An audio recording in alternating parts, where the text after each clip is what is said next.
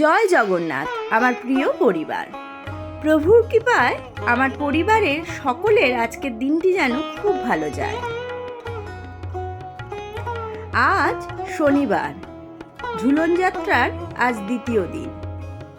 আজকে প্রভুকে আর গোপুকে নীল রঙের পোশাক পরাবো, তাই আমি এখানে দুজনেরই পোশাক নিয়ে নিয়েছি আর তাদের সাজ সরঞ্জামগুলোও নিয়ে নিয়েছি থালার মধ্যে গুছিয়ে।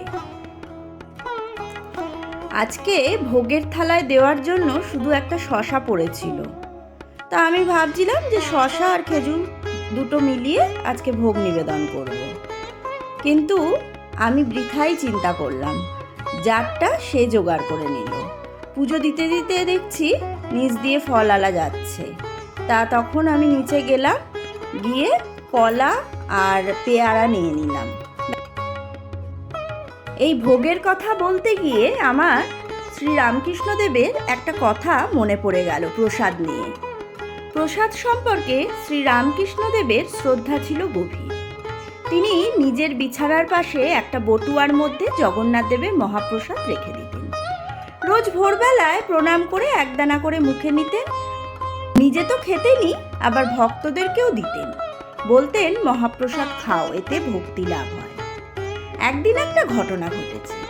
স্বামীজিকে প্রসাদ দিয়েছেন। স্বামীজির আবার প্রসাদের প্রতি ততটাও ভক্তি ছিল না। স্বামীজি প্রথমে প্রসাদ নিতে অস্বীকার করেন। তখন ঠাকুর তাকে বলেন, তুই দ্রব্যগুণ মানিস তো? ত্রিফলা খেলে পেট ছাড়ে আমাদের, আবার আফিম খেলে পেট এঁটে যায়, জানিস তো? তেমনই এই মহাপ্রসাদ খেলে ভগবানের প্রতি বিশ্বাস ও ভক্তি দুটোই বাড়ে। ঠাকুরের এই কথা শুনে স্বামীজি তখন প্রসাদ গ্রহণ করেন। শ্রী রামকৃষ্ণদেব প্রসাদের অমর্যাদার কথা শুনলে খুব বিরক্ত বোধ করতেন। তিনি জগন্নাথ দেবের মহাপ্রসাদকে সাক্ষাৎ ব্রহ্ম মনে করতেন। ঠাকুর সেবা দেওয়া হয়ে গেল, এবার গোপুর কাছে যাব, গোপুকে একটু দোল দেবো। কারণ সব সময় তো দোল দিতে পারি না, জামা কাপড় না ছেড়ে দোল দেওয়া যায় না, তাই এখন একটু ওকে দোল দিই। এই যে বাবু এখন দোল খাচ্ছে, খুব আনন্দ, মুখটা দেখেই বোঝা যাচ্ছে। আমি তো দোল দিতে গিয়ে নিজের স্বরচিত গান করি না, সকালে একরকম কথা হয়ে যায়, বিকালে সেটার কথা আবার আরেক রকম হয়ে যায়।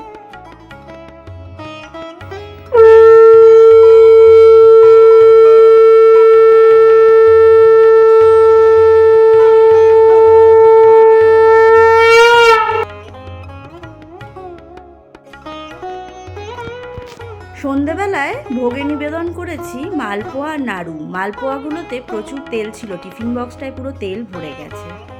যাই হোক, আজকের ভিডিও আমি এখানেই শেষ করছি।